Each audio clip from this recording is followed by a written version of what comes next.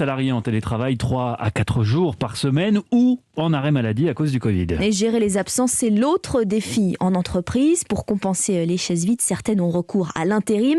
Mais même les agences ont du mal à suivre. C'est ce qu'elles ont expliqué à Élise Dangean. On est en plein boom là, c'est un début d'année sur les chapeaux de roue. Depuis lundi, les demandes affluent chez Randstad. Elles sont en hausse d'environ 8% au niveau national, mais ça monte jusqu'à 20% dans certaines agences. C'est autour de Marseille que l'activité est la plus forte.